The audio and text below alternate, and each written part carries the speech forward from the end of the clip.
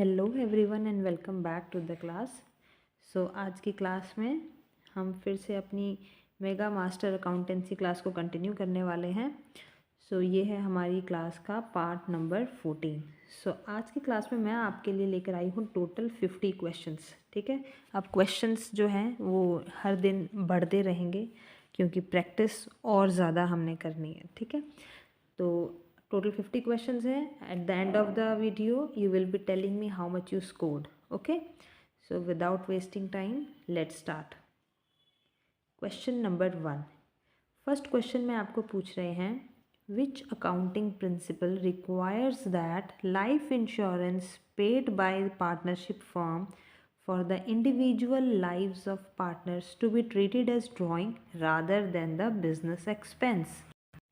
सबसे पहले हम क्वेश्चन को समझेंगे कि क्वेश्चन क्या कह रहा है। देखो, आपको पूछ रहे हैं which accounting principle requires that, मतलब आपको अकाउंटिंग प्रिंसिपल बताना है। कौन सा अकाउंटिंग प्रिंसिपल ऐसा कहता है कि life insurance premium paid by partnership firm जो है, जो लाइफ इंश्योरेंस प्रीमियम पे करता है ना, किसकी प्रीमियम पे करता है?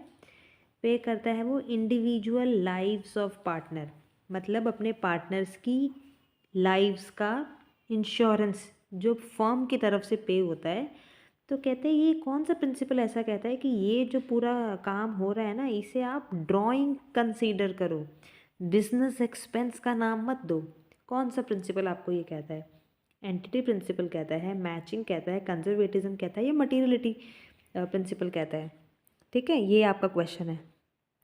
अब इस क्वेश्चन को समझने के लिए हमें अकाउंटिंग प्रिंसिपल के फाउंडेशन कंसेप्ट को क्लियर करना पड़ेगा। ठीक है, एग्जामिनर यहाँ आपसे कोई कैलकुलेशन नहीं बल्कि प्योर कंसेप्चुअल क्लैरिटी टेस्ट कर रहा है, खासकर पार्टनरशिप अकाउंट के कंटेक्स्ट में। सबसे पहले हम सिचुएशन को समझते हैं। क्वेश्चन में कहा गया है कि life insurance premium paid by partnership firm for the individual lives of partner. इसका मतलब फर्म पार्टनर्स की पर्सनल लाइफ इंश्योरेंस पॉलिसी का प्रीमियम पे कर रहा है। ठीक है, पॉलिसी बिजनेस के नाम पर नहीं है बल्कि इंडिविजुअल पार्टनर्स के नाम पर है। यहाँ सबसे इम्पॉर्टेंट वर्ड है individual lives of partners. Confusion कहाँ होती है कि यहाँ पे कई बच्चे सोचते हैं कि फर्म ने पेमेंट किया है तो इसलिए एक्सपेंस ट्रीट करेंगे, बट ये गलत अप्रोच है। अकाउंटिंग में पेमेंट करने वाला और जिसके लिए पेमेंट हो रही है दोनों अलग अलग चीज़ें होती हैं। यहीं से पैदा होता है बिजनेस एंटिटी प्रिंसिपल का कंसेप्ट। ठीक है, अब बिजनेस एंटिटी प्रिंसिपल को समझो।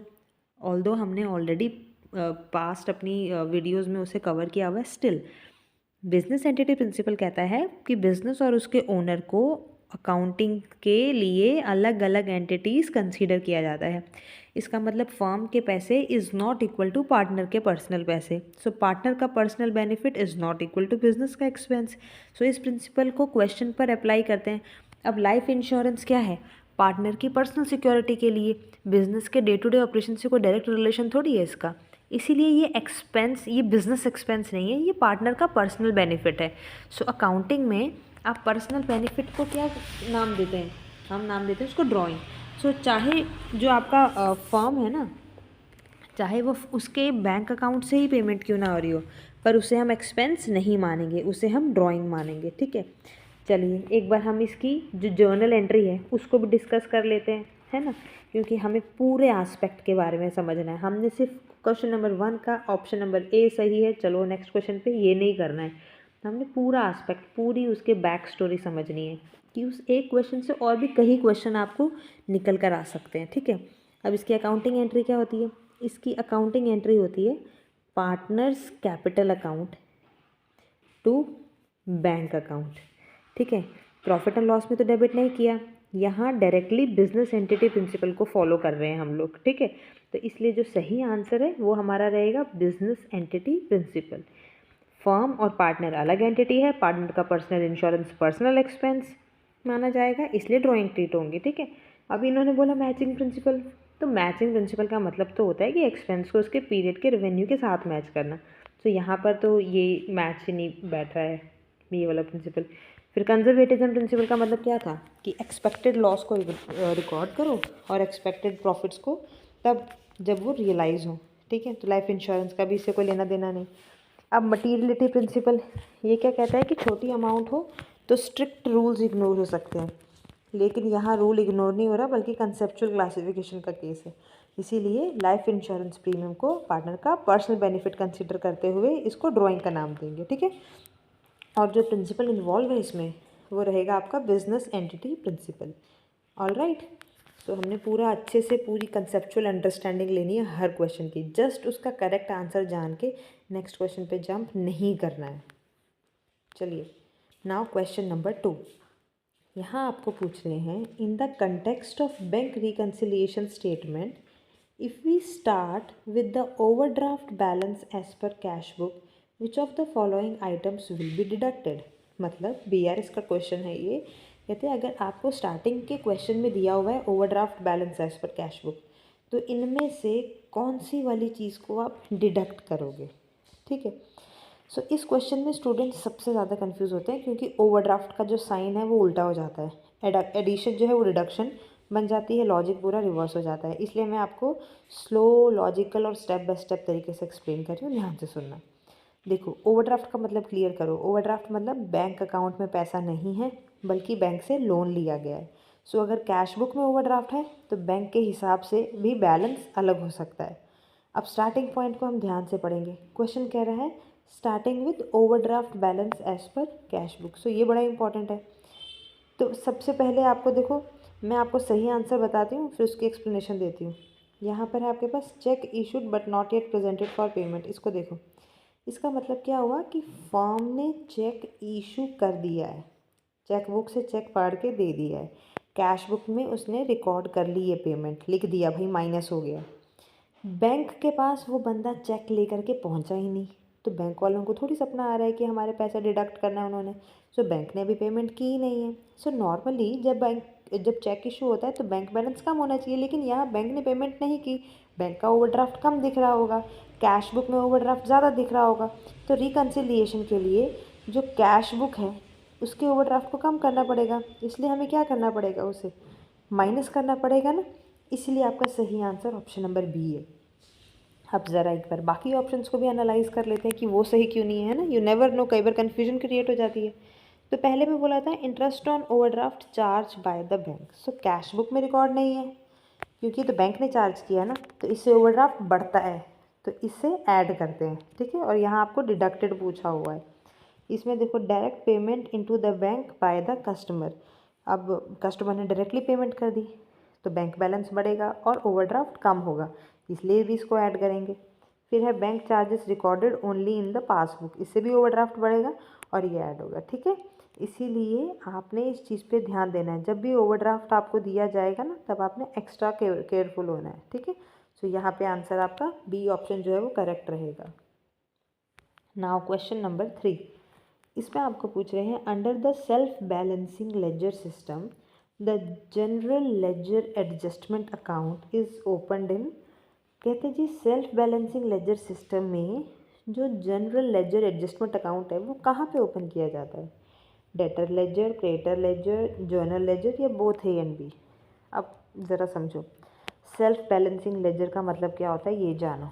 हर लेजर अपना ट्रायल बैलेंस खुद बना सकता है, इसके लिए एडजस्टमेंट अकाउंट्स यूज़ होते हैं।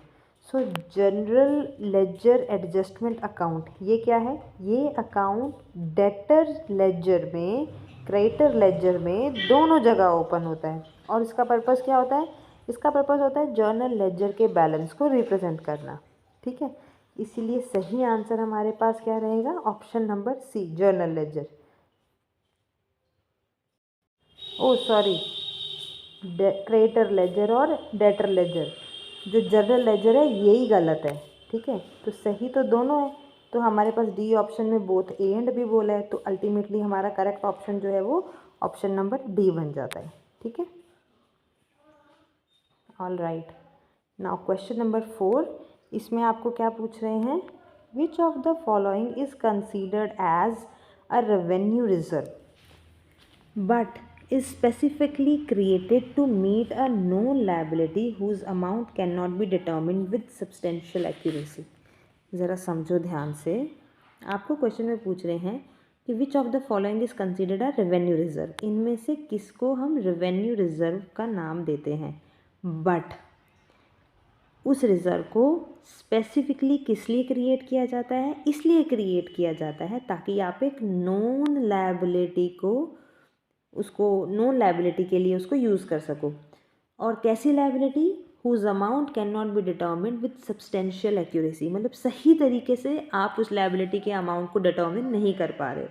तो बताओ भाई कौन से वाले को हम उससे को रेवेन्यू रिजर्व कहते हैं, जर्नल रिजर्व को, स्पेसिफिक रिजर्व को, प्रोविजन को, या कैपिटल रिजर्व को। सो ये डेफिनेशन प्रोविज़न की एग्जैक्ट टेक्स्ट बुक डेफिनेशन है। देखो प्रोविज़न क्या है, non liability, amount uncertain and charged against profit, ये होती है आपकी प्रोविज़न। अब रिजर्व क्या होती है, appropriation of profit and no liability involve. ठीक है, तो इसलिए सही आंसर हमारे पास क्या बनेगा, ऑप्शन नंबर सी, प्रोविज़न, ना कि जर्नल स्पेसिफिक और कैपिटल रिजर्व। ठीक है, सो प्रोविज़न जो है, ये प्रोविज़न वो रेवेन्यू रिजर्व है जो हम एक नॉन लायबिलिटी के लिए क्रिएट करते हैं, जिसका हम अमाउंट डिटर्मिन नहीं कर पाते हैं सब्सटेंशियल एक्यूरेसी के साथ।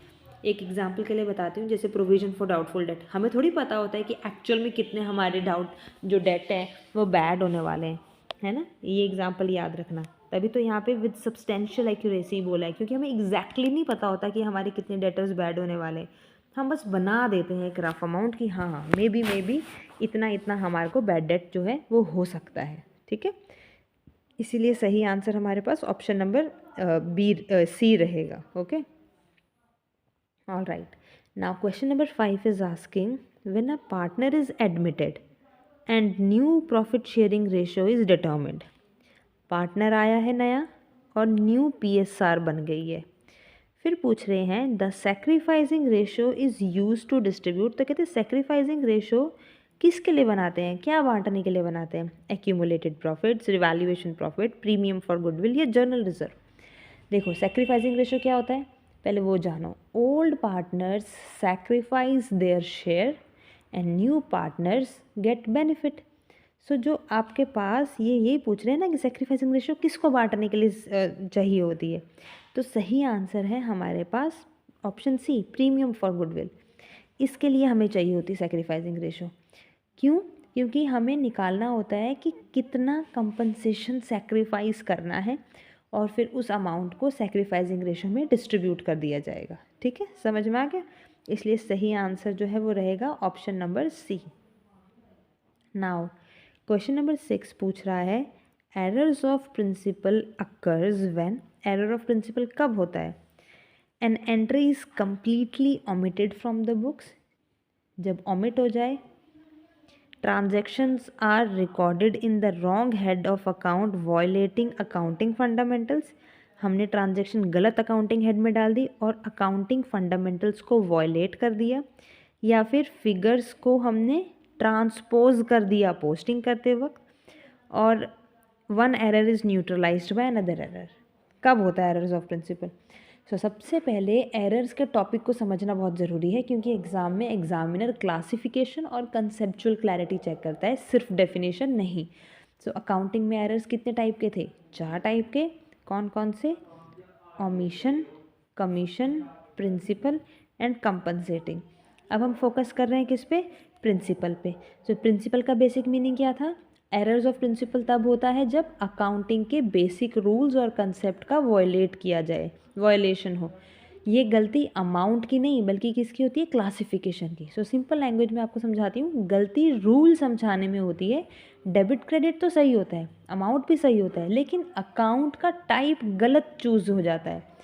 एक एग्जांपल देती हूँ और क्लैरिटी मिलेगी आपको। मशीन परचेज को परचेज अकाउंट में डेबिट कर दिया, गलत हो गया। तो सही क्या था, मशीन तो हमारी फिक्स्ड एसेट है, तो डेबिट क्या होना चाहिए था, मशीनरी अकाउंट। सो यहाँ एंट्री भी हुई, अमाउंट भी सही था, लेकिन प्रिंसिपल गलत फॉलो हो गया। इसी को ही हम क्या कहते हैं, इसी को हम कहते हैं error of principle. So option A में आपको बोला है कि ये कम्प्लीटली ओमिट हो गया बुक से, तो जब ओमिट हो गया तो फिर ये तो ओमिशन हुआ, तो ये तो गलत है ना। ऑप्शन सी देखो, सी में आपको क्या बोल रहे हैं, figures are transposed during posting. तो ट्रांसपोज मैंने आपको कल वाली क्लास में समझाया था। हम क्या करते हैं, होल नंबर को रिवर्स कर देते हैं, यानी 540 को 450 लिख दिया। सो ये तो एरर ऑफ कमीशन हो गया। ऑप्शन डी था one error is neutralised by another error, तो ये तो कंपनसेटिंग एरर हो गया। तो सही आंसर हमारे पास क्या बनता है, सही आंसर हमारे पास बनता है option number B, transaction are recorded in the wrong head of account violating accounting fundamental. ये एग्जैक्ट टेक्स्ट बुक डेफिनेशन है, और कैपिटल वर्सेस रेवेन्यू की कन्फ्यूजन भी आपकी सही करेगी, एसेट और एक्सपेंसेस की कन्फ्यूजन भी सही करेगी, ठीक है। इसलिए सही answer is this point. Now question number 7।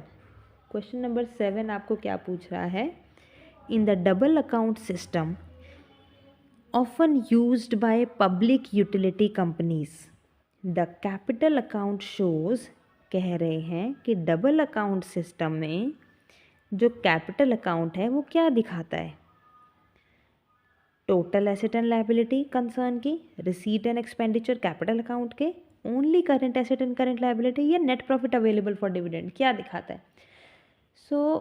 ये क्वेश्चन एडवांस्ड अकाउंटिंग सिस्टम से रिलेटेड है, जो अक्सर स्टूडेंट इग्नोर कर देते हैं, लेकिन एग्जामिनर इग्नोर नहीं करता है, ठीक है।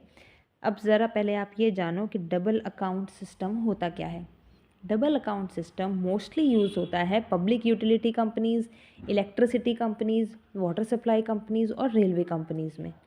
इस सिस्टम में कैपिटल और रेवेन्यू को स्ट्रिक्टली अलग ट्रीट किया जाता है। कैपिटल अकाउंट का रोल क्या है, कैपिटल अकाउंट यहाँ दिखाता है कैपिटल रिसिप्ट्स और capital expenditure. For example share capital received, loan taken, plant purchased, heavy machinery installation, ठीक है। ये देखो, जो कैपिटल अकाउंट है वो एसेट लायबिलिटी का स्टेटमेंट नहीं होता, प्रॉफिट का स्टेटमेंट नहीं होता, ये किसका स्टेटमेंट होता है, ये कैपिटल ट्रांजैक्शन का समरी होता है, ठीक है। अब ज़रा ऑप्शन वाइज एनालिसिस करते हैं। टोटल एसेट एंड लायबिलिटी ये तो कैंसिल हो गया, क्योंकि ये तो बैलेंस शीट का काम है। फिर ये ऑप्शन डी में net profit available for dividend, ये भी नहीं, ये P&L अकाउंट का काम है। फिर इस बोल रहे हैं only the current assets and current liabilities, तो ये वर्किंग कैपिटल का काम है। तो सही क्या है, receipts and expenditure on capital account. ये एग्जैक्टली डबल अकाउंट सिस्टम का रूल है, and this is the correct answer, ठीक है। चलिए नाउ क्वेश्चन नंबर 8, इसमें आपको क्या पूछ रहे हैं, the process of transferring the credit balance of purchase return book to the ledger is known as, मतलब आपकी जो परचेज रिटर्न बुक है ना, उसका क्रेडिट बैलेंस आया है, अब आपने उसको लेजर में ट्रांसफ़र करना है, तो कहते हैं इस प्रोसेस को क्या बोलते हैं, जर्नलाइजिंग, पोस्टिंग, बैलेंसिंग या कास्टिंग, क्या बोलते हैं। ये question basic book keeping flow test करता है। अकाउंटिंग का फ़्लो क्या होता है हमने कई बार समझा, सबसे पहले ट्रांजैक्शन, फिर जर्नल, फिर लेजर, फिर ट्रायल बैलेंस, है ना। परचेज रिटर्न बुक क्या है, परचेज रिटर्न बुक मतलब गुड्स रिटर्न टू सप्लायर। ये एक सब्सिडरी बुक है। इसका बैलेंस नॉर्मली क्रेडिट ही होता है, हैरान में मत हो जाना, इसका बैलेंस क्रेडिट ही होता है। लेजर में ट्रांसफ़र का प्रोसेस क्या है कि जब हम सब्सिडरी बुक से लेजर अकाउंट में एंट्री ले जाते हैं, तो इस प्रोसेस को हम क्या कहते हैं, इसे कहते हैं पोस्टिंग, ठीक है। ए ऑप्शन में आपको जर्नलाइजिंग बोला है, तो इसमें तो जर्नल एंट्री लिखते हैं।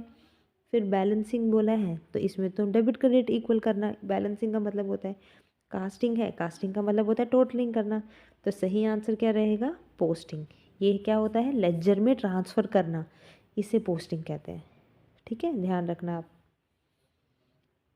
नाउ क्वेश्चन नंबर 9 आपको पूछ रहे हैं, which of the following is a real account. Real account बताना है कौन सा है, outstanding salary account, goodwill, rent received या बैंक ओवरड्राफ्ट अकाउंट। इस क्वेश्चन में examiner golden rule of accounting को ट्रेस करता है। रियल अकाउंट क्या होता है जान लेते हैं, एसेट से रिलेटेड होता है, ये टेंजिबल या इंटेंजिबल हो सकता है, और इसका रूल क्या होता है, debit what comes in, credit what goes out. Options को क्लासीफाई करते हैं। आउटस्टैंडिंग सैलरी अकाउंट एक लायबिलिटी है जो कि एक पर्सनल अकाउंट है। रेंट रिसीव्ड इनकम है जो कि एक नॉमिनल अकाउंट है। बैंक ओवरड्राफ्ट लायबिलिटी है जो कि पर्सनल अकाउंट है। Finally we are left with goodwill account, this is an intangible asset, real asset and a correct answer, ठीक है। चलिए, नाउ क्वेश्चन नंबर 10, इसमें आपको पूछ रहे हैं a trial balance is a, trial balance क्या है? स्टेटमेंट है, अकाउंट है, समरी होती है कैश ट्रांजैक्शन की, या फाइनल रिजल्ट होता है बिजनेस का? सो ये एक क्लासिक थ्योरी क्वेश्चन है जो ऑलमोस्ट हर क्वेश्चन में एग्जाम में रिपीट होता है। सो ट्रायल बैलेंस का पर्पस क्या होता है? लेजर के बैलेंस का समरी होता है ये, और अर्थमेटिकल एक्यूरेसी को चेक करता है। ट्रायल बैलेंस क्या नहीं है वो समझो। ना तो ये एक अकाउंट है, ना फाइनल रिजल्ट है, ना कैश समरी है। ये क्या है?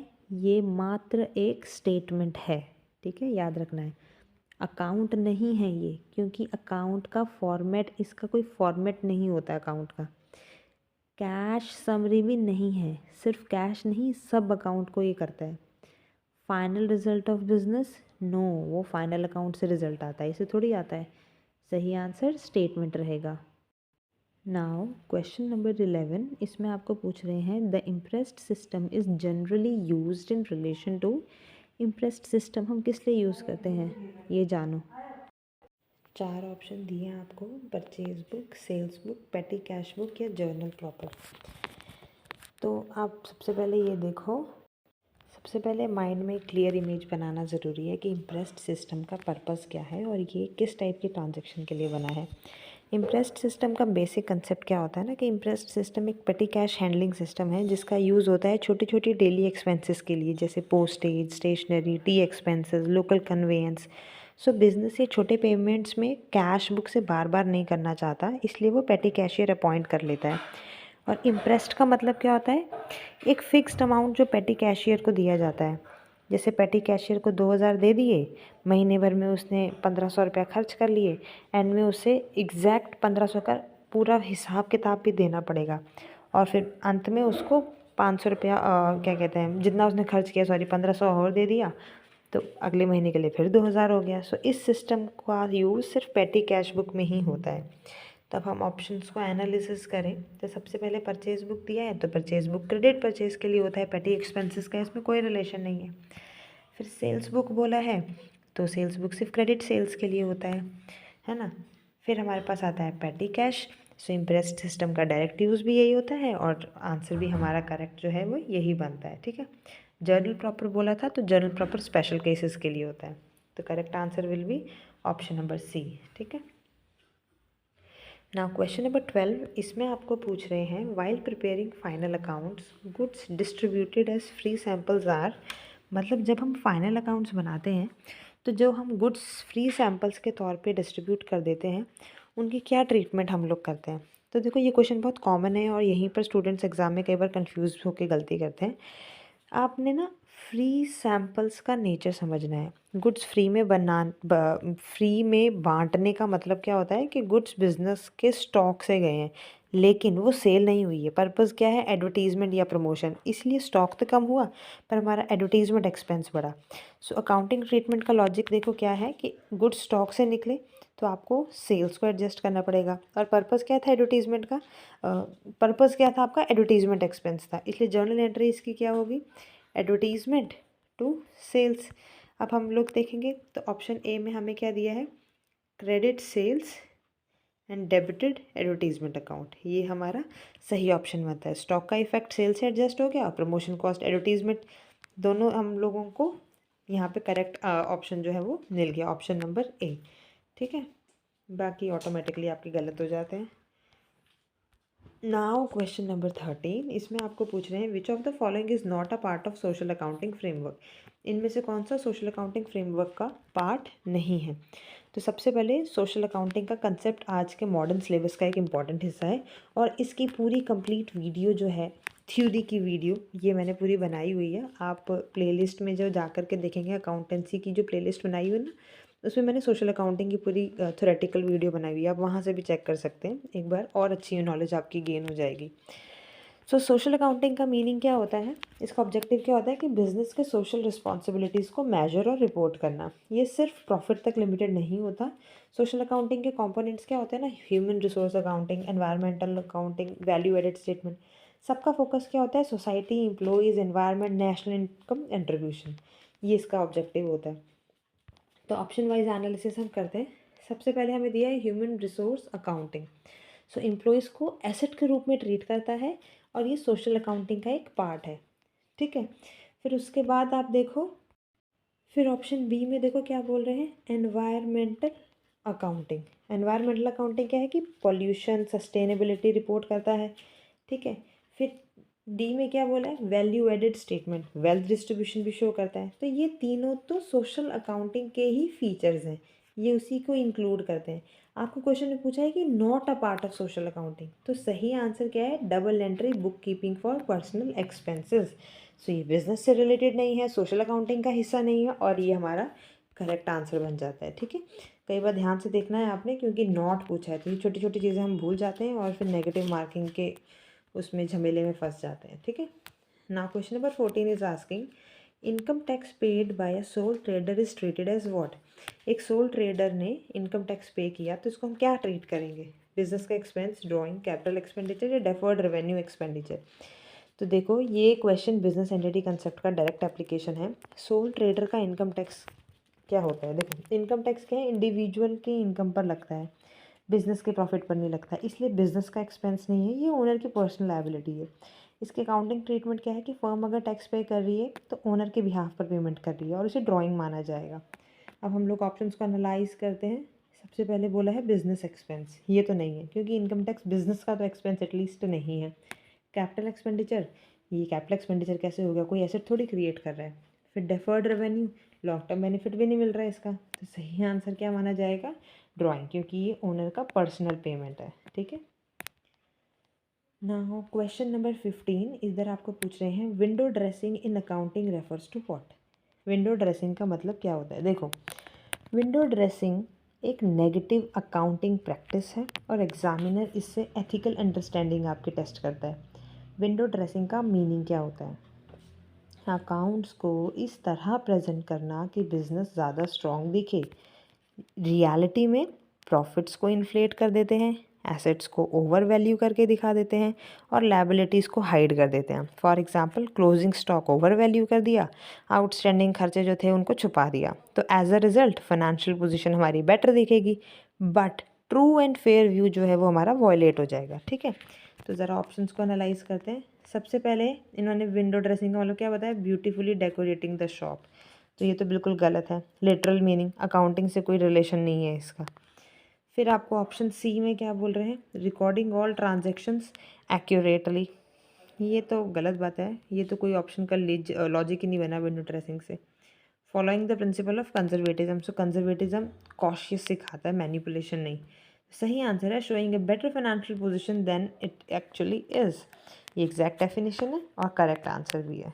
ठीक है, चलिए नाउ क्वेश्चन नंबर 16 क्वेश्चन में आपको पूछ रहे हैं, the going concern concept is the basis for. Going concern concept किसका बेसिस है, सबसे पहले गोइंग कंसर्न को क्लियरली समझना बहुत ज़रूरी है। ये अकाउंटिंग का फंडामेंटल फाउंडेशनल कंसेप्ट है, एग्जाम में ये कंसेप्ट फ्रीक्वेंटली आता है बिकॉज ये फाइनेंशियल स्टेटमेंट का बैकबोन है। गोइंग कंसर्न कंसेप्ट का मतलब क्या होता है कि बिजनेस को फ्यूचर में इनडेफिनेटली चलाने के लिए अज्यूम किया जाता है और इसके लिक्विडेशन का एज सच कोई प्लान नहीं है। सिंपल लैंग्वेज में समझें तो बिज़नेस को हम एक लिविंग एंटिटी की तरह ट्रीट करते हैं जो फ्यूचर में कंटिन्यू करेगी। हम एसेट को सेल वैल्यू नहीं करेंगे बल्कि उसे यूज़ वैल्यू में दिखाएंगे। सो आपके पास जो सही आंसर बनता है, यहाँ पे सही आंसर बनता है आपका option number A, providing depreciation on fixed asset based on their useful life. अब देखो डेप्रिसिएशन और गोइंग कंसर्न का क्या कनेक्शन है ये समझते हैं। फिक्स्ड एसेट का एग्जांपल लेते हैं, जैसे मशीनरी, बिल्डिंग या व्हीकल। अगर बिजनेस अज्यूम कर रहा है कि ये लॉन्ग टर्म के लिए चल रहा है तो डेप्रिसिएशन तो एसेट की यूजुअल लाइफ के बेसिस पर ही कैलकुलेट होती है, मार्केट वैल्यू के बेसिस पे तो नहीं होती है। सो अगर बिजनेस क्लोजिंग सिनेरियो में होता तो एसेट्स को लिक्विडेशन वैल्यू पर ही शो करते हैं ना हम, डेप्रिसिएशन का मेथड तो अलग होता। इसलिए सही आंसर आपका ऑप्शन ए बनता है, क्योंकि useful life is equals to asset का एक्सपेक्टेड सर्विस पीरियड और गोइंग कंसर्न एजम्पशन भी यही रीज़न बनाता है, तो यही हमारा करेक्ट आंसर बनता है। अब इन्होंने बोला था recording assets eight market value, ये तो रिवैल्यूएशन का कंसेप्ट है, इसका इस अजम्पशन से कोई लेना देना नहीं है। फिर closing the balance in the near future, ये तो बिल्कुल ऑपोजिट हो गया, गोइंग कंसर्न तो बोलता ही नहीं कि क्लोज करना है, वो तो बोलता है चलता रहेगा। फिर कंसोलिडेशन ऑफ सब्सिडरी अकाउंट, सो ये अकाउंटेंट ट्रीटमेंट का सेपरेट कंसेप्ट है, गोइंग कंसेप्ट से इसका डायरेक्ट लिंक नहीं है। तो सही आंसर हमारा ऑप्शन नंबर ए बनता है। ठीक है। Now question number 17, a bill of exchange is renewed when, bill of exchange को कब रिन्यू किया जाता है? सो ये क्वेश्चन बिल ऑफ एक्सचेंज या नेगोशिएबल इंस्ट्रूमेंट का क्लासिक टेस्ट है। स्टूडेंट्स फ्रिक्वेंटली कंफ्यूज करते हैं कि discounting, renewal, dishonour and endorsement में से बहुत ज़्यादा कंफ्यूजन रहता है मोस्टली। सबसे पहले हम जान लेते हैं रिन्यूअल का मतलब क्या है। रिन्यूड का बिल, रिन्यूअल का मतलब क्या होता है? बिल को एक्सटेंड करना या नए टर्म्स के साथ प्रेजेंट करना। ओल्ड बिल आपका इसका मतलब डिसऑनर हो गया। ड्रॉअर और ड्रॉई अग्री करते हैं कि हम नया बिल इशू करेंगे। ठीक है, एक एग्जाम्पल से समझते हैं। आपका 10,000 का जो बिल था वो 15 जनवरी को ड्यू था। Drawee can not pay, it will lead to dishonour. Drawer if agrees to give extra time, मान लिया चलो ठीक है एक्स्ट्रा टाइम दे देते हैं, तो he will generate a new bill, वो नया बिल बनाएगा। उससे हम क्या बोलेंगे? उसे बोलेंगे रिन्यूड बिल। ठीक है, वो होता है। अब ज़रा ऑप्शंस को देखते हैं। It is paid before the due date, ऐसा तो है ही नहीं, पेमेंट से तो बिल सेटल हो जाता है, रिन्यूअल का कंसेप्ट ही नहीं आता। फिर बोल रहे हैं it is discounted with the bank, bank से अगर कैश रिसीव कर लिया ये भी सेटलमेंट हो गया, ये भी रिन्यूअल का चांस नहीं है। It is endorse to third party, bill अगर आपने ट्रांसफ़र कर दिया फिर तो आपकी ऑब्लिगेशन ही शिफ्ट होगी, ये भी रिन्यूअल का कंसेप्ट नहीं है। सही है, it is dishonoured and a request is made for more time new bill, ये परफेक्ट डेफिनेशन है। रिन्यूअल मतलब एक्सटेंशन ऑफ ड्यू डेट। ठीक है, नया समय मांग रहे हो आप, नया बिल मांग रहे हो। तो सही आंसर आपका ऑप्शन बी रहेगा। ओके, नाउ क्वेश्चन नंबर 18, इसमें आपको पूछ रहे हैं in a partnership if the absence of agreement interest on partners loan is allowed at, अगर पार्टनरशिप डीड एब्सेंट है, नहीं है, तो पार्टनर्स का लोन जो इंटरेस्ट है वो कैसे दोगे आप? सो ये पार्टनरशिप एक्ट पे बेस्ड है। पार्टनरशिप के लिए लोन फ्रॉम पार्टनर्स होता है।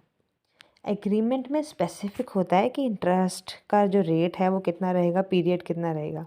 अगर एग्रीमेंट में नहीं है तो पार्टनरशिप एक्ट के रूल्स अप्लाई होते हैं।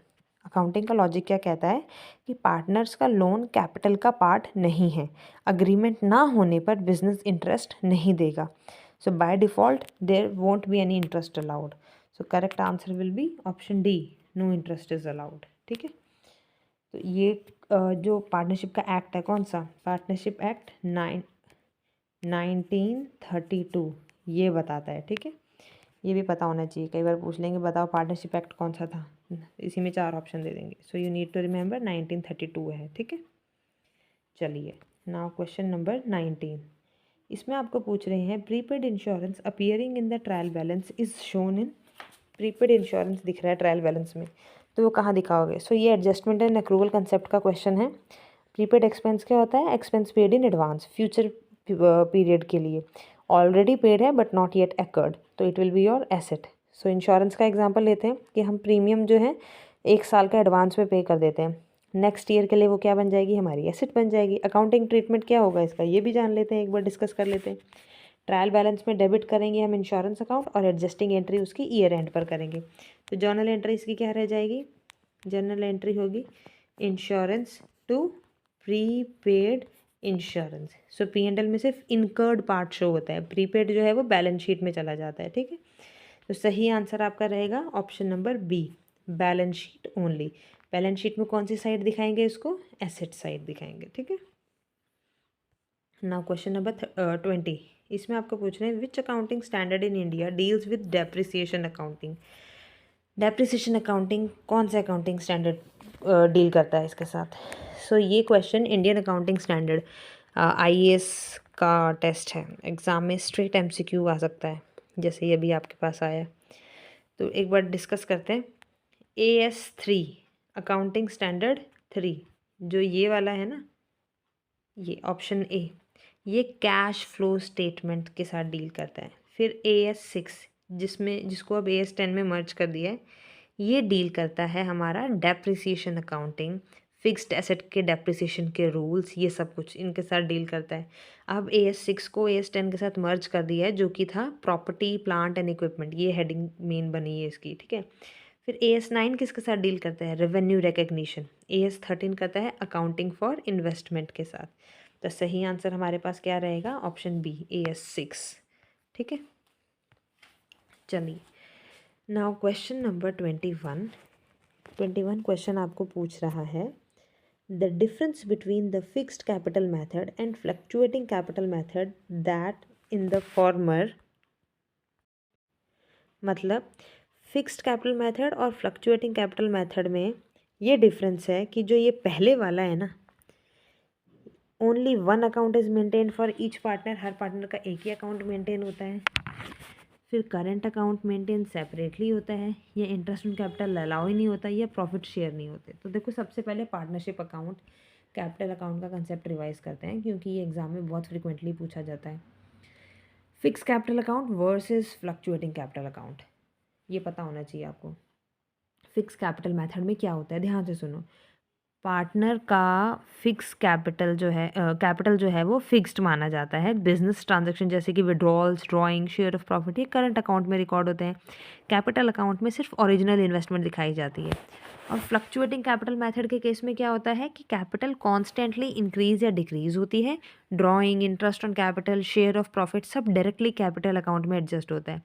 अलग करंट अकाउंट की ज़रूरत होती है, ठीक है। जैसे पार्टनर ए ने अगर मान लो कुछ पैसा इन्वेस्ट किया, तो फिक्स्ड कैपिटल अकाउंट में उसको फिक्स्ड कैपिटल के केस में क्या होगा कि कैपिटल अकाउंट में मान लो 1 लाख अगर उसने इन्वेस्ट किया था, तो कैपिटल अकाउंट में 1 लाख रुपया डाल देंगे, और जो उसके प्रॉफिट का शेयर होगा, जैसे जो भी अमाउंट रहेगी, वो करंट अकाउंट में आएगी। ड्राइंग होगी वो करंट अकाउंट में आएगी। बट फ्लक्चुएटिंग कैपिटल के केस में ये सब कुछ जो है वो कैपिटल अकाउंट में ही एडजस्ट होगा। सारी की सारी ट्रांजेक्शन एक ही अकाउंट में रहेगी। तो सही आंसर हमारे क्या रहेगा, only one account is maintain for each partner. एक ही अकाउंट बनता है, दो दो अकाउंट नहीं बनते हैं, ठीक है। नाउ क्वेश्चन नंबर 22, इसमें पूछ रहे हैं the balance of forfeited shares account after the reissue of forfeited share is transferred to where, general reserve, capital reserve, profit and loss account, या शेयर कैपिटल अकाउंट। तो देखो ये company account share capital transaction का important concept है। सबसे पहले हम discuss करते हैं फोरफिटेड शेयर का मतलब क्या होता है। शेयर होल्डर ने शेयर्स पे नहीं किए, तब हम उसे कहते हैं शेयर फोरफिट, जब्त कर लेना। मनी रिसीव्ड टिल नाउ जो होती है ना, जितना पैसा आपको मिल गया अब तक, वो फोरफिटेड शेयर अकाउंट में जाता है। जब शेयर री इशू होता है तो जितना भी एक्सेस और बैलेंस है वो कैपिटल रिजर्व में ट्रांसफ़र हो जाता है आपके पास, ठीक है। तो सही आंसर जो है वो आपके पास क्या रहेगा, option number B, capital reserve. वहीं पे ट्रांसफ़र कर देते हैं। जितना भी पैसा आपने जब्त कर लिया ना उस बंदे का, जितना पैसा उसने दे दिया था, वो सारा पैसा आप कैपिटल रिजर्व में डाल देते हो, ठीक है। Correct answer is option B. Now question number 23 आपको पूछ रहे हैं an expenditure is capital in nature if. एक कैपिटल एक्सपेंडिचर हम तब बोलेंगे अगर वो अर्निंग कैपेसिटी मेंटेन करता है, या इंक्रीज करता है, या डे टू डे ऑपरेशन को इनकर करने में मदद करता है, या रिकरिंग नेचर का होता है।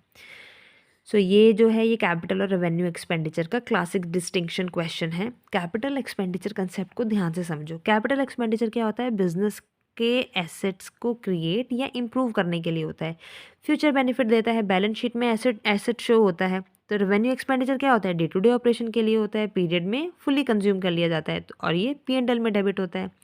फॉर एग्जाम्पल डिस्कस कर लेते हैं, कैपिटल एक्सपेंडिचर में क्या आ जाता है, फैक्ट्री एक्सटेंशन, मशीन परचेज या ओवरहॉल, लैंड इंप्रूवमेंट। और रेवेन्यू में क्या आएगा, salaries, repairs and maintenance, rent या यूटिलिटीज़, ठीक है। तो ऑप्शन ए में आपको बोल रहे हैं it maintains the earning capacity, so this is wrong, क्योंकि ये रेवेन्यू नेचर में कंसिडर किया जाता है। फिर ऑप्शन सी में बोल रहे हैं it is incurred for day to day operation, so no, ये भी रेवेन्यू होता है। रकरिंग, ये भी रेवेन्यू होता है। सही है, it increases the earning capacity. तो ये जो है आपका, ये उस एसेट की वैल्यू या एफिशिएंसी को इम्प्रूव करता है, इसलिए ये सही आंसर कंसिडर किया जाता है। ओके, चलिए नाउ क्वेश्चन नंबर 24, इसमें आपको पूछ रहे हैं contingent liability are shown in the balance sheet due to. क्यों दिखाते हैं बैलेंस शीट में हम लोग कॉन्टिजेंट लाइबिलिटी को। सबसे पहले हम जानते हैं कॉन्टिजेंट लाइबिलिटी क्या होती है। कई बार हमने पहले भी डिस्कस किया हुआ है पास्ट क्लासेस में। Potential obligations depending on future event कहलाई जाती है कॉन्टिजेंट लाइबिलिटी, जैसे कि legal suit pending, bank guarantee given, या टैक्स डिस्प्यूट्स। सो इसका अकाउंटिंग ट्रीटमेंट क्या होता है, it is not recorded as liability because it is uncertain, but it is disclosed in notes to account. क्यों, क्योंकि हमने ट्रांसपेरेंसी दिखानी है, फुल इन्फॉर्मेशन दिखानी है, इसलिए if not within the account then outside the account we will show it, ठीक है। देखो तो ये देखो आपको बता रहे हैं कन्वेंशन ऑफ फुल डिस्क्लोजर। इसकी कारण क्योंकि हमने बिल्कुल पारदर्शिता दिखानी है, इसलिए हम इसको कॉन्टिजेंट आइटम जितने भी होती हैं हम उनको डिस्क्लोज कर देते हैं और नोट्स टू अकाउंट्स में नीचे दिखा देते हैं। ठीक है। नाउ क्वेश्चन नंबर 25 आपको पूछ रहे हैं the ledger account for sales always shows a, sale का जो लेजर अकाउंट है वो क्या दिखाता है? हमेशा डेबिट बैलेंस, क्रेडिट बैलेंस, नील बैलेंस, इधर डेबिट और क्रेडिट। ऐसा तो कुछ भी नहीं है, ऐसा भी कुछ नहीं है, इन दोनों में से आपने डिस्कस करना है कि क्या है। तो देखो गोल्डन रूल ऑफ अकाउंटिंग याद करो, रियल, पर्सनल, नॉमिनल अकाउंट के रूल्स क्या हैं? सेल्स रेवेन्यू है तो वो क्या हो गया? Nominal account. और रेवेन्यू क्या है? Credit what comes in. So ledger का लॉजिक क्या होता है वो भी देखो, sales account, total sales made on credit और कैश सारा इंक्लूड हो जाएगा उसमें।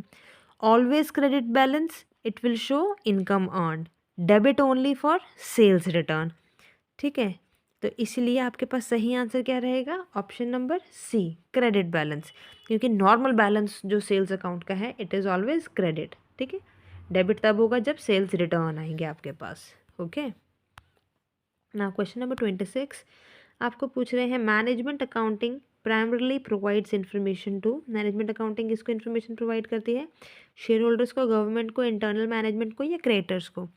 तो सबसे पहले अकाउंटिंग का ऑब्जेक्टिव समझना आपको ज़रूरी है। फाइनेंशियल अकाउंटिंग क्या है? External user. फाइनेंशियल अकाउंटिंग में क्या होता है? एक्सटर्नल यूज़र्स के लिए जैसे कि शेयर होल्डर्स, गवर्नमेंट, क्रिएटर्स, इनके लिए बनता है फाइनेंशियल अकाउंटिंग। और मैनेजमेंट अकाउंटिंग इसके लिए बनता है इंटरनल यूज़र्स के लिए जैसे कि मैनेजमेंट। ठीक है, internal management. So management accounting का पर्पस क्या होता है? प्लानिंग करना, डिसीजन मेकिंग करना, परफॉर्मेंस इवैल्यूएशन करना, कॉस्ट कंट्रोल करना। फॉर एग्जांपल बजट रिपोर्ट बनाने हैं, वेरिएंस एनालिसिस करना है, कॉस्ट वॉल्यूम प्रॉफिट एनालिसिस करना है। इसलिए तो सिर्फ इंटरनल डिसीजन मेकर्स के लिए होता है, इसलिए सही आंसर आपके पास इंटरनल मैनेजमेंट रहेगा। ठीक है। नाउ क्वेश्चन नंबर 27 इसमें आपको पूछ रहे हैं if total asset is 5 lakh, total liabilities 2 lakh, equity capital is इतना।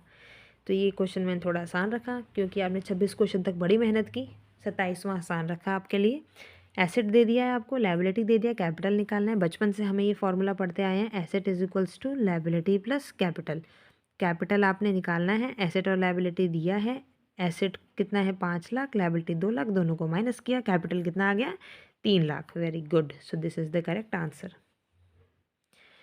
नाउ क्वेश्चन नंबर 28 इसमें आपको पूछ रहे हैं the dual aspect concept results in the following equation. वही ऊपर वाले का ही वार्म अप चल रहा है अभी हमारा। डुअल एस्पेक्ट कंसेप्ट क्या था? हर ट्रांजैक्शन के दो फोल्ड इफेक्ट होते हैं। एक one side asset increase decrease होगा, अदर साइड लायबिलिटी या कैपिटल इंक्रीज डिक्रीज होगा। और इक्वेशन क्या होती है हमारी? Asset is equals to liability plus capital. So correct line कौन सी बन रही है? Option number C. ठीक है, चलिए। नाउ क्वेश्चन नंबर 29 हमें पूछ रहे हैं which of the following is an example of intangible asset. Intangible asset कौन सी होती है? नॉन फिजिकल एसेट जो फ्यूचर इकोनॉमिक बेनिफिट देती हैं जैसे कि पेटेंट, ट्रेडमार्क, गुडविल, कॉपीराइट। तो ऑप्शन 1 में आपको बोला है स्टॉक, तो ये क्या है? करंट एसेट है और ये टेंजिबल है। फिर प्रीलिमिनरी एक्सपेंस बोला है, ये डेफर्ड रेवेन्यू एक्सपेंडिचर है, कोई एसेट नहीं है। फिर इन्वेस्टमेंट, ये फाइनेंशियल एसेट है ऑल्दो टेंजिबल नहीं है। फिर आपको बोला है सॉरी इंटेंजिबल नहीं है। फिर आपके पास ऑप्शन कौन सा है? Option number C, patents. So ये आपके पास इंटेंजिबल एसेट है, you can't touch it, you can only see the value. ठीक है। नाउ क्वेश्चन नंबर 30 यहाँ हमें पूछ रहे हैं the journal proper records what. So सबसे पहले देखो सब्सिडरी बुक को डिस्कस करते हैं ज़रा। कैश बुक कैश और बैंक की ट्रांजैक्शन रिकॉर्ड करेगी। Purchase book credit purchase record करेगा। Sales book credit sales record करेगा। जर्नल प्रॉपर बची हुई जितनी आपने चाय की छन्नी में छान लिया, जितना उसमें बच गया ना, वो सारे की सारी जर्नल प्रॉपर में जाएगी। Special transaction that are not recorded in other books are recorded in journal proper. For example opening entry, closing entry, adjustment entry या error rectification. So correct answer will be option number C, opening and closing entries. Okay. Now question number 31 इसमें आपको पूछ रहे हैं the method of depreciation where the amount of depreciation remains constant every year. हर साल जो constant रहता है वो कौन सा होगा? तो सही आंसर पहले जानने से पहले ये सुनो कौन कौन से मेथड हमने पढ़े हैं। SLM, WDM। Straight line method और रिटन डाउन मेथड, जिसे हम डिमिनिशिंग मेथड भी कहते हैं और रिड्यूसिंग मेथड भी कहते हैं। स्ट्रेट लाइन मेथड में क्या होता है, हर साल same amount of depreciation is charge, और डिमिनिशिंग वैल्यू में क्या होता है, फिक्स्ड परसेंटेज होती है बुक वैल्यू पे और हर साल जो है वो डिक्रीज होता रहता है। ठीक है, सही आंसर क्या है, option number B, straight line method. ठीक है, चलिए क्वेश्चन नंबर 32 हमें पूछ रहे हैं narration is given at the end of, किसके एंड में दी जाती है नरेशन। नरेशन होते क्या है, नरेशन होती है शॉर्ट डिस्क्रिप्शन ऑफ ट्रांजेक्शन, जो आपको ट्रांजेक्शन की क्लैरिटी के लिए मदद करती है और ऑडिट ट्रायल के लिए भी हेल्प करती है। और ये कहाँ लिखी जाती है, जर्नल एंट्री के एंड पे। ठीक है, ये जैसे अगर आपने गुड्स बेचे तो हम लिखेंगे कैश टू सेल्स और नीचे हम लिख देंगे being goods sold for cash. तो ये इसकी एक शॉर्ट समरी हो जाती है। ठीक है, इन शॉर्ट हमें समझ में आ जाता है कि किस लिए एंट्री की थी। 33 में आपको पूछ रहे हैं a credit note is sent by seller to the buyer when, कब भेजा जाता है। क्रेडिट नोट होता क्या है जानो, ये होता है acknowledgement of reduction in buyer's liability and the reason is because the goods are return and और द डिस्काउंट इज अलाउड। जैसे मान लो फॉर एग्जांपल बायर ने 5,000 के गुड्स रिटर्न किए तो सेलर जो है वो 5,000 का क्रेडिट नोट इशू कर देगा। ठीक है, तो सही आंसर क्या रहेगा, goods are return by the buyer. ठीक है, अगर तो ये goods are sold on credit बोला है तो ये तो सेल इनवॉइस है, कोई क्रेडिट नोट नहीं है, तब हम इशू करते हैं। कैश इज रिसीव फिर तो हम रिसिप्ट इशू करते हैं। इंटरेस्ट इज चार्ज तो हम इंटरेस्ट नोट इशू करते हैं। ठीक है, नाउ क्वेश्चन नंबर 34 हमें पूछ रहा है the rule debit the receiver credit the giver applies to, किसको अप्लाई होता है ये तो अब हमें पता ही है, बचपन से पढ़ रहे हैं ये भी। सही आंसर क्या है, option number C, personal account. Real account क्या बोलते हैं, debit what comes in credit what goes out. Nominal account debit all expenses and losses credit all incomes and gains. ठीक है, चलिए अब आता है 35, कॉस्ट ऑफ गुड्स सोल्ड का फॉर्मूला पूछा। मैंने आपको पहले बताया फॉर्मूलाज आपको याद रखने पड़ेंगे। इफ़ इन केस अगर आप चाहते हैं कि अकाउंटिंग के फॉर्मूला ना एक ही साथ पूरा, मैं आपको ना फेसबुक पेज पे दे दूँगी सारे फार्मूलाज एक साथ लिखे हुए, ताकि आपको ना हैंडी रहें वो notes.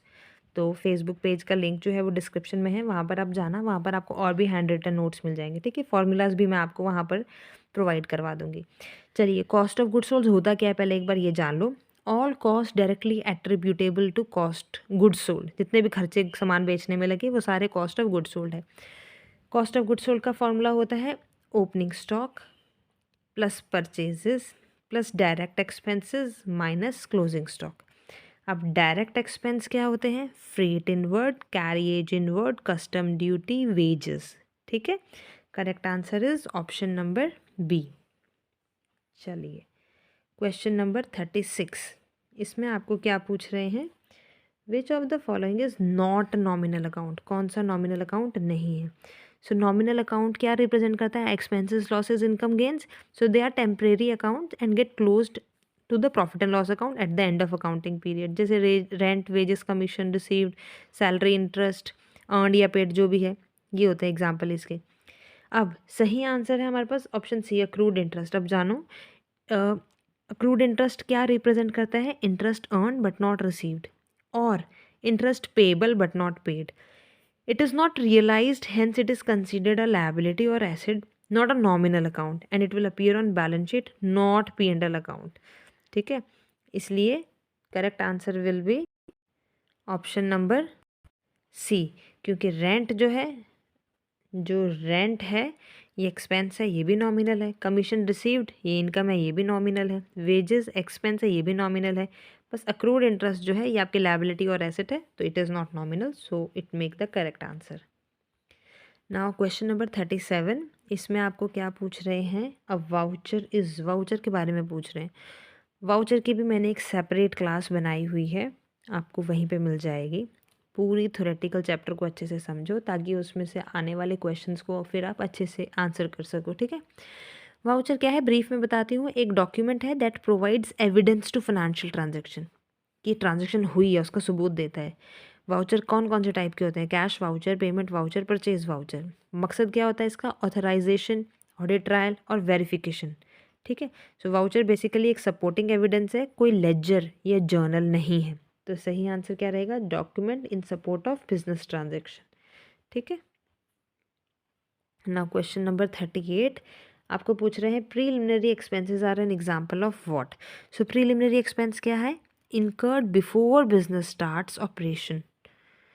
So it cannot be fully charged to profit and loss account immediately because business hasn't earned yet revenue, है ना। अभी तो बिजनेस शुरू भी नहीं हुआ, अभी मतलब अभी तो बिजनेस शुरू हुआ है तो सारा खर्चा अभी कहाँ से डाल दोगे, अभी तो इनकम उसने जनरेट करनी शुरू भी नहीं की है। इसलिए इसको सेवरल ईयर्स के लिए स्प्रेड कर देते हैं, इसलिए इसे हम क्या कहते हैं? डेफर्ड रेवेन्यू एक्सपेंडिचर की कैटेगरी में डालते हैं। For example company spends 50,000 on registration, legal fees और incorporation. Now it will spread over 5 years. 50,000 को 5 से डिवाइड कर देंगे, 10,000 जो है हर साल P&L अकाउंट में हम चार्ज करेंगे as an expense, preliminary expense. ठीक है। नाउ क्वेश्चन नंबर 39 इसमें आपको क्या पूछ रहे हैं? Which of the following is a current liability. Current liability कौन सी है वो बताना है। करंट लायबिलिटी तो आपको पता ही है, ऑब्लिगेशन जिसको हमने 12 महीने के अंदर अंदर या विद इन ऑपरेटिंग साइकिल के अंदर अंदर पे करना होता है, जैसे क्रेडिटर्स, आउटस्टैंडिंग एक्सपेंस या बिल्स पेबल, ये होता है। ठीक है। तो अब यहाँ पर देखो, सबसे पहले डिबेंचर दिया है, तो डिबेंचर तो हमारे लॉन्ग टर्म लोन होते हैं जो 12 महीने के बाद के लिए ड्यू होते हैं, non current long term liability होती है ना। फिर लॉन्ग टर्म लोन बोला है तो ये भी लॉन्ग टर्म है तो करंट लायबिलिटी नहीं आएगा। फर्नीचर तो हमारी एसेट है, तो सही आंसर क्या बनता है? बिल्स पेबल, क्योंकि 12 महीने के अंदर अंदर आपने पे करना होता है। ठीक है। नाउ क्वेश्चन नंबर 40 इसमें आपको पूछ रहे हैं when a cheque is returned by bank as unpaid. अगर चेक नहीं बोल रही हूँ, अगर बैंक ने चेक रिटर्न कर दिया ये बोल के कि ये अनपेड है, तो इसको हम क्या बोलेंगे? इसको हम बोलेंगे डिसऑनर। चेक डिसऑनर का मतलब बैंक रिफ्यूजेस टू पे अ चेक। क्या कारण हो सकते हैं? ड्यू टू इनसफिशिएंट फंड्स, मेरे अकाउंट में पैसे हैं नहीं और मैं चेक काट के दे रही हूँ, क्या वो बैंक चेक इन कैश करके देगा? नहीं देगा, इनसफिशिएंट फंड्स। या मैंने साइन ही गलत करके दे दिए, सिग्नेचर मिसमैच हो गया, तब भी चेक बाउंस हो जाएगा, आपका डिसऑनर हो जाएगा। या क्लोज्ड अकाउंट, मैंने अकाउंट अपना जो है SBI में बंद करवा रखा है और मैंने SBI का चेक आपको काट के दे दिया, तो इन कारणों की वजह से जो बैंक है वो पेमेंट जो है वो रिफ्यूज़ कर देता है और वो कहलाया जाता है डिसऑनर, चेक डिसऑनर। ठीक है। तो ये जो डिस्काउंटिंग बोला है, तो डिस्काउंटिंग में तो bank gives cash before maturity, so this is not the correct answer. Endorsement का मतलब कि you are transferring the cheque to the third party, and honouring mean cheque is accepted, only dishonour mean cheque is unpaid, it is not accepted. All right. Now question number 41 इसमें आपको पूछ रहे हैं the matching concept matches asset with liability, capital with income, revenues with expense of the same period, या expenses with liability. In first of all, you need to understand what is matching concept and what is its objective. So, matching concept says all expenses incurred to earn revenue in a period must be matched with revenue of the same period. And the objective is to determine the true profit या loss for the period. For example, अगर आपकी revenue है 50,000 और आपके कोई electricity के खर्चे हैं 5,000 के, सो आपने इन दोनों को मैच करना है और आपकी रेवेन्यू 50 की, खर्चे 5 के, ultimately you will get the profit of 45,000। ठीक है। So the correct answer will be option C, revenues with expenses of the same period. उसी साल की रेवेन्यूज और उसी साल के खर्चों को आपने मैच करना होता है, ये कहता है मैचिंग कंसेप्ट। ठीक है। सो it is based on accrual concept, always match expense with the period revenue। ठीक है। चलिए, नाउ क्वेश्चन नंबर 42 इसमें आपको पूछ रहे हैं in the absence of partnership deed partners are entitled. मतलब अगर पार्टनरशिप डीड नहीं बनी हुई है तो पार्टनर्स को क्या मिलेगा? सैलरी मिलेगी, कमीशन मिलेगा, इक्वल शेयर प्रॉफिट में मिलेगा या इंटरेस्ट ऑन कैपिटल मिलेगा? तो देखो, एज पर पार्टनरशिप एक्ट 1932, याद रखना, मैं जानबूझ के इन पे जोर देती हूँ। इस एक्ट के अनुसार default rules, if there is no agreement, what are the rules? Profits will be shared equally, there will be no salary, no commission, no interest on capital until and unless the deed allows। अगर दो partner हैं, कोई deed नहीं है, 1 लाख का profit हुआ है, दोनों को 50-50 हज़ार रुपया मिल जाएगा। ठीक है। तो सही answer will be option C, equal shares in profit, equal share मिलेगा इन लोगों को। ठीक है। ज़रूर पार्टनरशिप एक्ट 1932 के रूल्स जो हैं वो आप याद कर लेना। मैं आपको फेसबुक पेज पे भी इसके जो रूल्स हैं ना वो आपको प्रोवाइड कर दूंगी इन नटशेल। ठीक है। नाउ क्वेश्चन नंबर 43, इसमें आपको पूछ रहे हैं a trial balance helps in checking what. Trial balance क्या मदद करता है चेक करने में? देखो सबसे पहले ट्रायल बैलेंस क्या है? A statement that list all ledger balance to check whether the total of debit is equals to total of credit और नॉट। यही करता है ट्रायल बैलेंस, चेक करता है। पर्पस क्या होता है? To detect the arithmetic errors during posting and ledger balancing. Now trial balance have some limitations, क्योंकि it can not detect some errors, जैसे कि errors of omission in which transactions are not recorded, error of principle in which wrong account is used, compensating error in which one error cancels another one, और fraud. इन चीज़ों को trial balance detect नहीं कर पाता है। ठीक है, मान लो 5 लाख डेबिट का टोटल था, 5 लाख क्रेडिट का टोटल था, ट्रायल बैलेंस अग्री कर गया, मैं कैलकुलेशन सारी सही थी, इन्होंने बोला जी सब सही है, बट नो, फिर भी गलतियां हो सकती हैं। ठीक है, तो इसलिए सही आंसर क्या है? Option A, arithmetical accuracy help check करने में हेल्प करता है ट्रायल बैलेंस। अब वो क्यों चेक करेगा अकाउंटेंट आपका ईमानदार है कि नहीं है, एसेट की मार्केट वैल्यू क्या है या प्रॉफिटेबिलिटी क्या है। ठीक है, option A is correct answer. मैं जानबूझ के आप लोगों को एक ही चीज़ को ना 5-5, 6-6 बार एक्सप्लेन करती हूँ। इसको कभी भी स्किप करके वीडियो को आगे मत जाया करो, उसमें भले ही आप अपने 5 सेकंड बचा लोगे, पर मेरे रेपिटेशन का ऑब्जेक्टिव क्या होता है ना, कि वो चीज़ आपके दिमाग में बस जाए। मैंने कल की क्लास में पूरी वैल्यूएशन समझाई हुई हो सकती है, पर आज की क्लास में मैं दोबारा समझाऊंगी। इसका सिर्फ एक सोल रीज़न ये है कि आप बार बार जितनी बार सुनोगे उतनी बार आपको जो याद है चीज़ें रहती रहेंगी। ठीक है, तो इसलिए स्किप करके आगे पहुंचना इज़ नॉट द सॉल्यूशन। चलिए क्वेश्चन 44 आपको क्या कह रहा है? Goodwill is valued at the time of. Goodwill कब वैल्यू की जाती है? पहले डिस्कस करते हैं गुडविल क्या है। गुडविल क्या है?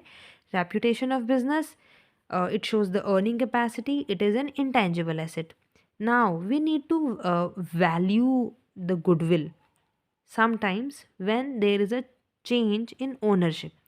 अब ओनरशिप कब चेंज होती है? ड्यूरिंग एडमिशन, रिटायरमेंट और डेथ। एडमिशन में new partner pays the share of goodwill, retirement में retiring partner compensate the share of goodwill, and death में जो उनके लीगल एयर्स होते हैं वो उनको हम कंपनसेट करते हैं। जैसे मान लो बिजनेस की गुडविल 2 लाख की है, नया पार्टनर जो है वो 1/4 शेयर लेकर कर आया है, तो इसका मतलब वो 2 लाख की गुडविल थी, तो वो कितना शेयर देगा? 50,000 का शेयर कंपनसेट करेगा। ठीक है, तो अब आप देखो ऑप्शंस। गुडविल कब वैल्यू करते हैं? एडमिशन पे यस, रिटायरमेंट पे यस, डेथ पे yes, all of the above yes. तो सही आंसर क्या रहेगा? Option number D, all of the above. ठीक है, you need to understand if there is a situation when there is change in ownership, then always check the goodwill for valuation. Okay, now question number 45 हमें पूछ रहे हैं the periodic inventory system calculates the cost of goods sold. जो periodic inventory system है वो calculate करता है cost of goods sold कब? After every transaction, at the end of accounting period, every month, या only when requested by management. तो समझो कि इन्वेंट्री सिस्टम होता क्या है। ये क्या होता है? इसमें पीरियोडिक सिस्टम है। Inventory and cost of goods sold are updated periodically, usually at the year end. इनको अपडेट किया जाता है। फॉर्मूला हमें पता है कॉस्ट ऑफ गुड्स सोल्ड का, opening stock plus purchases minus closing stock. फिर दूसरा आता है परपेचुअल सिस्टम। इसमें क्या होता है? Inventory and cost of goods sold are updated after every transaction. जैसे मान लो ओपनिंग स्टॉक भी दिया, परचेजेस भी दिया, क्लोजिंग स्टॉक भी दिया, हम तुरंत closing cost of goods sold निकाल लेंगे। तो अब जब हम ऑप्शंस को एनालाइज करते हैं, पहले ऑप्शन ने बोला आफ्टर एवरी ट्रांजेक्शन, सो ये परपेचुअल सिस्टम में होता है, पीरियोडिक इन्वेंट्री सिस्टम में नहीं होता है। एवरी मंथ, नो, मंथली भी नहीं होता है, not default periodic system. Only when requested by management, ये तो हो ही नहीं सकता, मैनेजमेंट जब मांगेगी भाई तब दो, अदरवाइज तो हम करेंगे नहीं, ऐसा नहीं होता। सही क्या है? Eight the end of accounting period, accounting period के एंड में हम ये कैलकुलेट करते हैं COGS को। ठीक है, पीरियोडिक सिस्टम में एंड ऑफ द पीरियड, और परपेचुअल में हम कब करते हैं? Every transaction. याद रखनी है आपने ये चीज़ें। नाउ क्वेश्चन नंबर 46, इसमें आपको पूछ रहे हैं which of the following errors will not affect the agreement of trial balance. इनमें से कौन सा ट्रायल बैलेंस के अग्रीमेंट को अफेक्ट नहीं करेगा? सही आंसर क्या है? ऑप्शन है ये, purchase of furniture debited to purchase account. अब कारण जानो। एरर के टाइप्स हमें पता है, error of principle, wrong type of account is used and trial balance still balances. जैसे अभी की सिचुएशन में हुआ, फर्नीचर परचेज किया और परचेजेस अकाउंट को डेबिट कर दिया, ठीक है। तो इसलिए सही आंसर क्या है, option number A, purchase of furniture debited to purchase account, ठीक है। बाकियों को भी करते हैं डिस्कस। सेल्स बुक ओवरकास्ट, ये तो टोटल ट्रायल बैलेंस जो है उसका टोटल अफेक्ट करेगा ना, क्योंकि ओवरकास्ट हो गया। ओमिशन ऑफ कैश सेल, इसमें भी इसका कैश सेल्स का, इसमें भी ट्रायल बैलेंस का टोटल अफेक्ट होगा। और रॉन्ग टोटलिंग ऑफ अकाउंट, इसमें भी अफेक्ट होगा, ठीक है। So you need to remember, trial balance agreement does not guarantee error free book. Error of principle के केस में trial balance still agrees. Now question number 47, which of the following item is shown on the asset side of balance sheet. Asset side में कौन सी दिखाओगे, asset क्या होती है, resources controlled by the business.